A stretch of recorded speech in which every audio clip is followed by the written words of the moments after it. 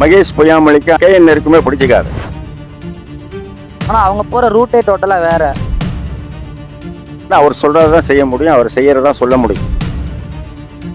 ஒரு ஓரளவு ஃபேமஸான ஆள் இந்த தொகுதியில் தான் இருக்குன்றதை காமிக்கிறாரு. கீழே அடிமட்ட தொண்டனை கவனிக்கல.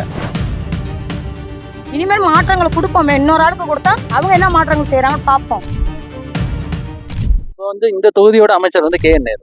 ஸோ அவரோட செயல்பாடுகள் எப்படி இருக்கு? திருப்திகரமா இருக்கா? ஈஸியா அணுகக்கூடியவரா இருக்கா? இல்ல, பொதுவாகவே கேஎன் நேரு பொறுத்த வரைக்கும் அவருடைய சொந்த ஊர் லால்குடிக்கு பக்கத்துல இருக்கு. ஆனாலும் திருச்சிக்குள்ள அவர் வந்ததுக்கு அப்புறம் அவர் மாவட்ட செயலாளர் வந்ததுக்கப்புறம் திருச்சி மாநகர மாவட்டம் முழுவதுமே அவருடைய கண்ட்ரோல்ல தான் வச்சிருக்காரு. கண்ட்ரோல்னா எப்படின்னு கேட்டால் அவர் சொல்றதான் செய்ய முடியும், அவர் செய்யறதா சொல்ல முடியும். திருச்சியில் நீங்க பாத்தீங்கன்னா 2 மினிஸ்டர்ஸ் இருக்காங்க. மகேஷ் பொய்யாமொழிக்கு கேஎன் இருக்குமே பிடிச்சிக்காது. அது ஒரு விஷயம், அது அவங்க கட்சி விஷயம், அதை நம்ம தலையிட விரும்பல. ஆனா பொதுமக்களுக்கு நல்லது செய்யணும் அப்படிங்கிற எண்ணங்கள் இருந்துச்சுன்னா நிச்சயமாக ஒரு அடுத்த வாட்டி கூட நின்னார்னா ஜெயிக்கிறதுக்கு வாய்ப்பு இருக்கு. உடனே இது பண்ணுவார் பார்த்து. அணுகக்கூடியவரா இருக்கு. ஆமா ஆமா இருப்பார். இல்லை, இங்கே உள்ள அமைச்சர் பார்த்தீங்கன்னா நல்லா பேசக்கூடியவர் தான், ஈஸியாக அணுகக்கூடியவர் தான். ஆனால் அவங்க போகிற ரூட்டே டோட்டலாக வேற. இங்கே நான் 17 இயர்ஸாக திருச்சியில் இருக்கேன். அப்போ எப்படி இருக்கோ அதே மாதிரி தான் இன்னமும் இருக்கு. எந்த சேஞ்சஸும் கிடையாது. அன்னைக்கு என்ன வேலை வாய்ப்பு திட்டம் இருந்துச்சோ அதே தான் இன்னைக்கு இருக்கு. ஆக்சுவலாக ஒன்றும் பெரிய சேஞ்சஸ்லாம் கிடையாது, அப்படியே தான் போயிட்டு இருக்கு. அதனால ஆக்சுவலாக ஒரு போர் தான் அடிக்குது நமக்கு. எல்லாருமே சேஞ்ச் எதிர்பார்க்குறாங்க. கண்டிப்பாக மாறினா தான், ஆட்சி மாறினா நல்லா இருக்கும். அவர் ஓரளவு ஃபேமஸான ஆள், அதனால அவருக்கும் தனிப்பட்ட செல்வாக்கு உண்டு. கட்சி ரீதியாக அது நிறைய இங்கே கொள்ள இதெல்லாம் ஏகப்பட்ட நடந்துட்டு இருக்கு.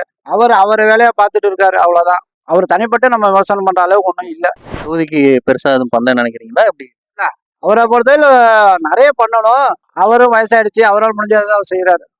சீக்கிரமா இருக்கான்னு தெரியாது, அப்பப்போ ஏதாவது ஒன்று செய்யுது. அவர் இங்க கட்சி இதுல இருக்காருன்றதை காமிச்சுக்கிறாரு, இந்த தொகுதியில தான் இருக்குன்றதை காமிச்சுக்கிறாரு. மற்றபடி பெருசா மாற்றம் பெரிய அளவுல இருக்குதுன்னா இல்லை. இப்போ எங்க வீட்லயே தண்ணி வர்றது சரியா வரதில்லை இன்ன வரைக்கும். இத்தனை வருஷம் ஆட்சி பண்ணிக்கிட்டு இருக்கிறாங்க, ஆனா இன்ன வரைக்கும் தண்ணி கூட சரியா வர. பப்ளிக்கை பொறுத்த வரைக்கும் நம்ம இன்ன வரைக்கும் அவரை சந்திச்சு இன்ன வரைக்கும் எந்த ஒரு இதுவும் கேட்டதுங்க. ஆனா எனக்கு தெரிஞ்ச வரைக்கும் அவரு ஒரு நல்ல மனுஷன் தான். அவரை பொறுத்த வரைக்கும் அவர் ஏதோ செஞ்சுட்டு தான் இருக்காங்க. தொகுதிக்கு அவர் நல்லா பண்றாரு. அவர் நல்ல மனுஷன் தான். அவங்கள நம்ம குறை சொல்ல எந்த ஒரு இதுவும் இல்லைங்க. தொகுதி அமைச்சர்ன்றதுக்கு அவர் என்ன செயல்படணும் அதை கரெக்டா செஞ்சுட்டாரு. அவரோட செயல்பாடுகள்ல திருப்தி. அவரோட செயல்பாடு எல்லாமே திருப்தி. கேஎன் நேரு அமைச்சர்ன்றது அவர் நல்லபடியா செஞ்சாரு. ஆனா முதலமைச்சரோட திட்டம் மக்களுக்கு அடிப்படை தேவை எதுவுமே வரல. ஈஸியா அணுகுறாரு.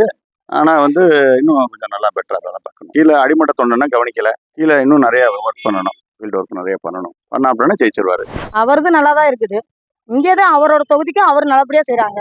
இனிமேல் மாற்றங்களை கொடுப்போமே, இன்னொரு ஆளுக்கு கொடுத்தா அவங்க என்ன மாற்றங்கள் செய்யறாங்கன்னு பார்ப்போம். அதான் நல்ல முறையாக தான் செய்யறாரு, எந்த ஒரு பிரச்சனையும் கிடையாது. திருச்சி பொறுத்த அளவு எந்த ஒரு இதுவுமே கிடையாது, எல்லாத்தையும் நல்லா தான் நிறைய செஞ்சிருக்கு. நன்றி.